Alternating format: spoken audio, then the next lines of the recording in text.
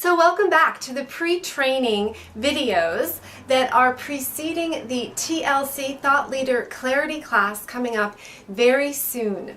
So in the last video we talked about the sales path that you need to have your market walking, and that hopefully gave you a huge wake-up call, lots of ahas as far as how to be really strategic.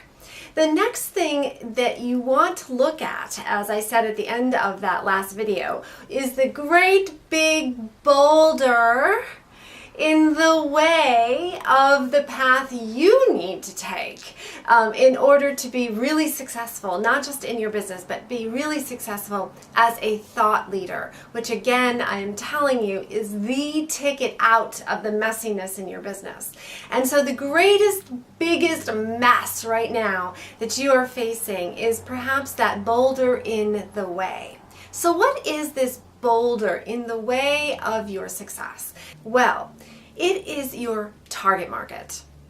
Your target market, if you don't have your target market, not having your target market is the great big boulder in your way. So you absolutely have to know who your market is. And there are so many problems that you're probably facing if you don't have your target market yet. So what is it that you're facing then? Why is this boulder still in the way? Well, there are 4 walls, at least, if not more, that you are probably bumping into. So let's look at what these walls are right now. The boulder. If you still do not know who your sliver population market is, you can't go anywhere. This one thing explains the struggles you're having. You simply can't move if you have confusion about your market. In my 12 years of business experience, I can tell you that this confusion is entirely due to slamming up against several walls in your thinking. Remember I said it takes great strategic thinking to be successful in business? And if your thinking is confused here, you're just going to stay stuck. So I want to address this subject in some depth here today because I simply won't be able to do it justice in a class that's covering 12 steps. This is one of the steps, and this video is going to help those of you who need it so that you can come to the class standing at least on some solid ground about your market. So we're going to start with a quiz. How many of these thoughts have you had as you grapple with the target market question? I'm going to let you read them silently.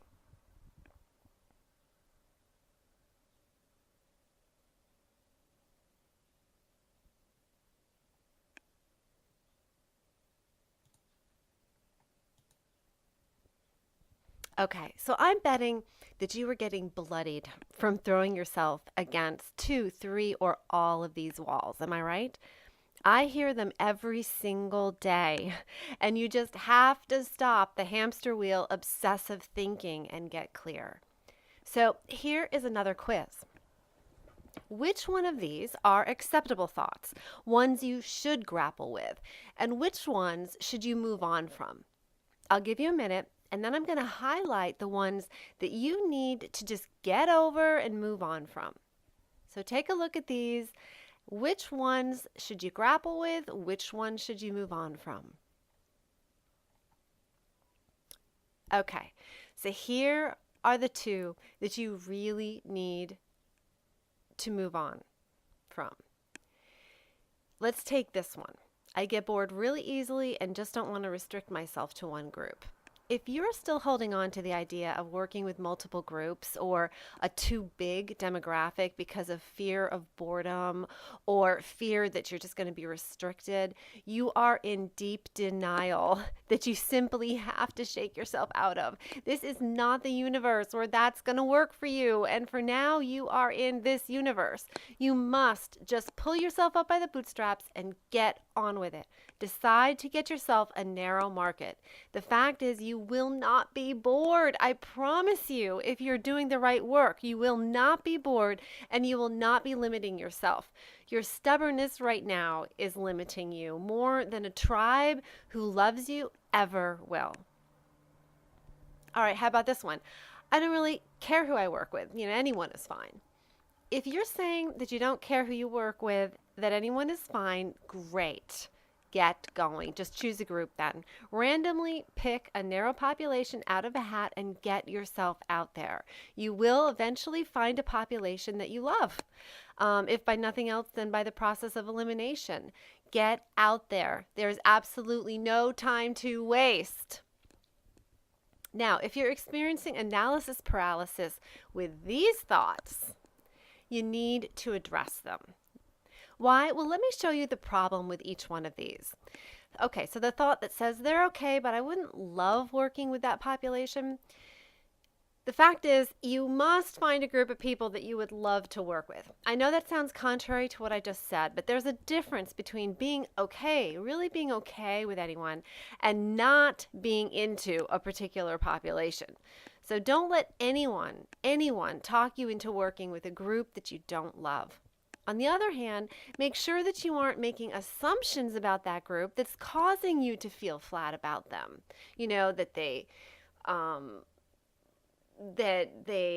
don't have time in the day for you, or that they don't like virtual programs, or that they don't have enough money, or whatever it is. You know, assume that you can make almost anything work if you're passionate about that group of people. So who do you love? Let yourself work with them. And here's a hint. They are probably you in different clothing. All right, what about this thought? I don't think that group can afford me. This is an obvious concern. If a group can't afford you, you need to do one of two things. The first thing is you need to create an offering that's irresistible, that they just cannot resist. And that's what I help my clients do, is create content that programs that are absolutely irresistible. Nobody can refuse them. Or if they can't afford you, choose a different group, simply. So either improve on your programming so that they can't resist you and they will go beg, steal, and borrow to get your program, or choose a different group. The fact is, lack consciousness is pretty hard to overcome. So these folks who can't afford you are going to nickel and dime you. They're going to slip out of agreements with you. They're going to look for faults in your work just to get their money back. You just don't need those kinds of headaches. So set your sights and your standards higher. Who can afford you, and why aren't you approaching them? If this is a thought that you're banging your head about, stop banging your head about it. Just move on. In other words, make sure you just get to the market who can afford you. Or if you must work with them, perhaps your skills aren't strong enough for a higher end client yet, then present them with killer good programming. All right. Finally, I want a different market, but I just don't know who to transition to. This is a very worthwhile wall to knock against if you've been in business a while. You should evolve. You should be with the right market, even if it's a different market from who you've worked with for years. Look to see who has the same problem you have been solving, right? So we're not going into a whole weird market of problems you don't know how to solve. But they have more at stake. They have more to lose. They run a bigger business, or they're married versus single, or they're getting older. So look to see who has the same problem that you've been solving, yet has more at stake. Or take a look at who you are now. What segment of the population are you? We usually help in our industries, we help those who are several steps behind us. But what if you help those who are just on the step that you're on right now? Just consider that, because that's a really, intriguing point, is just work with people who are where you're at now, not several steps behind. So all of these walls are really worthy opponents. But if you get stuck in these thoughts for longer than a few weeks, get professional consulting, because it means you can't get out of your own way. You're just trapped on that hamster wheel. But let me give you 3 more tips that should really help you in this process. In fact, I'm changing this. I'm adding another one. So there are going to be 4 tips. So the first tip is there are 4 criteria that you need to pass your potential market through. So you're considering some markets, right? You must pass them through these criteria.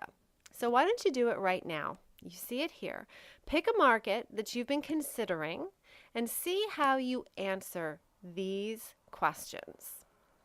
On a 1 to 10 scale, how passionate are you about working with this population? How aware are you of their own, how aware are they of their own pain about their situation? How able are they to pay for you?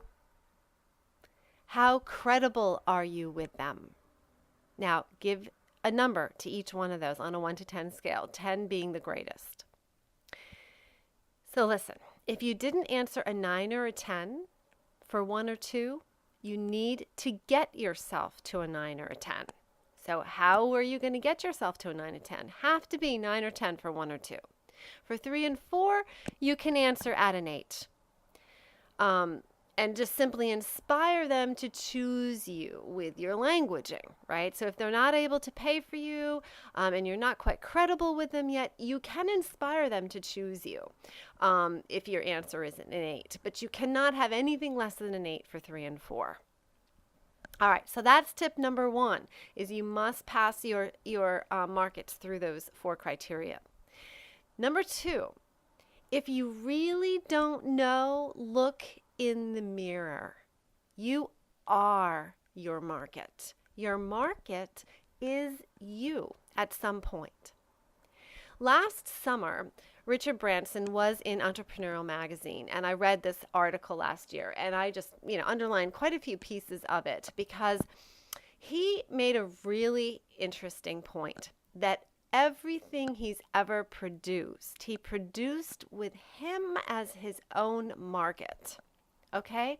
So everything of the Virgin brand, from records to mobile phones to Virgin Airlines, came from Richard Branson being his own market. He was really, really unsatisfied with Southwest Airlines being trapped on the runway.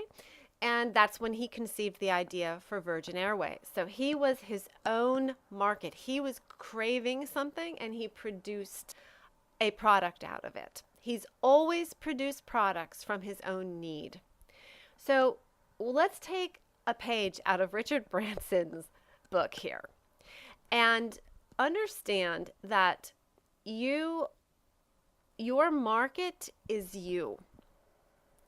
So wherever you've been in your life, whatever experiences you've had, whatever skills you've had, these are the same people now that you want to be going to. So if you were a teacher at one time for 15 years, very likely teachers could be your market.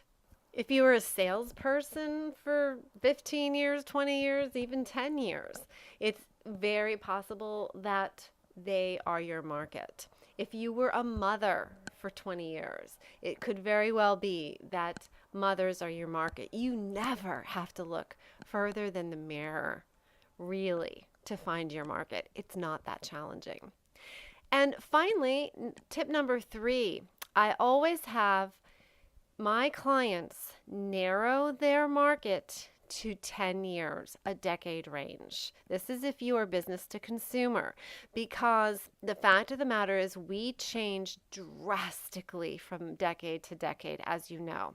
That means that if you straddle more than 1 decade, you are straddling problems, you are straddling desires, and nothing's going to work well for you. Your communication is going to become vague and limp and just messy, versus communication to a 10-year range group of people who absolutely have the same problems and the same issues. And if you are B2B, then where you want to go is years in business. You don't have to do the 10-year range, but you want to think out how many years has this entrepreneur been in business. If you're doing business to entrepreneur, if you're doing business to big business, then of course you want to look at their revenue and how many employees they have, and make sure that it's narrow, that you don't have, that you're wanting to work with a $5 million to $25 million company. No, it maybe is 1 to 5 perhaps, and then maybe 7 to 10 million, and so on. You don't have a huge range. even if you're B2B. Okay, so here is bonus tip number 4. I want you to know the elements of a narrow target market and then be able to put it into a single sentence, which you'll be able to do in just a couple slides from now, once you've really thought it through. So here are the criteria that need to be combined to narrow your market. The first would start with gender, if that's applicable to you, and then the demographic. So is it mothers you're working with, fathers, teens, siblings, couples, seniors, farmers, you name it, the demographic. Then the age. And again, we're talking business to consumer in this example. So a 10-year range. What is their 10-year range? Then a subcategory demographic, which means you kind of go down one from their mothers, but what kind of mothers are they? Their couples, what kind of couples are they? So, are they married? Are they divorced? If they have kids, you must determine the age of the kids because issues change so dramatically. So you need to know the kids, a certain age of the kids. Are they still working? That would be a subcategory demographic. The geographical region, if you are going to be doing things locally, their income, and then the problem, the situation that they're in. I put / situation because being an empty nester is not exactly a problem. It's more of a situation, but it's a situation that's uncomfortable that they want some relief from. They could be a new mother, something like that. They could be at-risk couples or at-risk teens. They could have eating disorders. They could be retired. Retired is a situation. However, it can produce a problem for them. So it's the problem / situation. And then what do they want most? So what you do in creating your sentence is you start from the very top and you just work your way down. So here are some examples. So you choose the gender plus the demographic. Female is the gender and new senior is the demographic. Next, you're going to include the 10-year range, 50 to 60 years old. Then you're going to add the subcategory demographic. Married with kids in the workforce is an example. You're going to add in the geographical region where they live, if that's applicable for you. You could just say internationally if it's, you should put that in there so that you're very clear that you're going to be doing virtual work. Here's an example, the Northeast of the United States. Add in their income, that they're still earning over $60K, even though they are a new senior.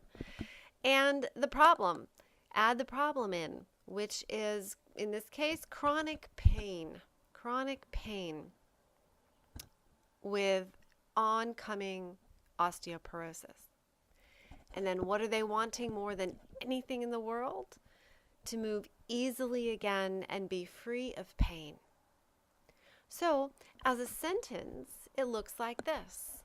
A female senior between 50 to 60 years old, married with children in the workplace, living in the U.S. Northeast, earning $60K, suffering from chronic osteoporosis pain, and wanting to move easily and be free of pain.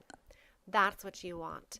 You want a very single, clear sentence with those elements in it. So now it's your turn to try. Write yours as a sentence, moving step by step down that list of criteria. And guess what? You can find these steps and other surgical exercises to help you get at your perfect buyer by downloading the free workbook right on this page. Like I said, I really want you to have a handle on your target market before you come to class. All right, so let's do a review. What do you remember?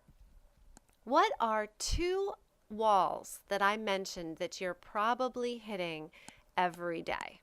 What are 2 walls? Think of them really quickly. What are the things you're saying about a target market that you are just banging your head against? What are the 4 criteria you must pass the market that you're considering through? What are the 4 criteria on a scale of 1 to 10?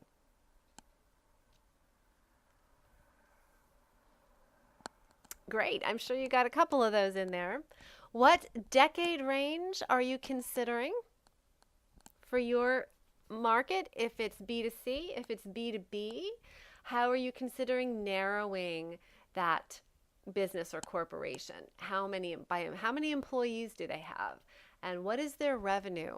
And it needs to be not some huge broad range.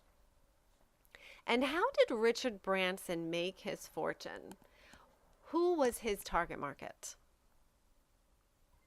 Yeah, I'm sure you're going to remember that one. Absolutely.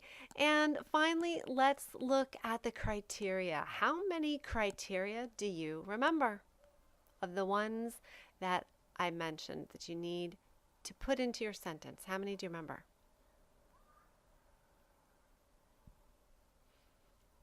Excellent. Okay. So we've made some headway with the biggest boulder, the biggest cause of the mess in your business, not knowing your target market. We've made some headway with that a little bit here in this video. God knows it's a much bigger issue than something we can tackle in this short video or even in the TLC class. So this is something I want to get you started with now. I have a workbook for you that you can download called Your Perfect Buyer Workbook. So get that below. Ask me any questions that you have below so that I can help you out with this process. And now in the next video, we are going to be moving on because we're not going to go to the next step in the next video. All the steps are for the class. So make sure you come to this class to get all of the steps. But we're going to kind of go forward a little bit and talk about in the next video thought leadership. What is thought leadership? Do you have what it takes to be a thought leader?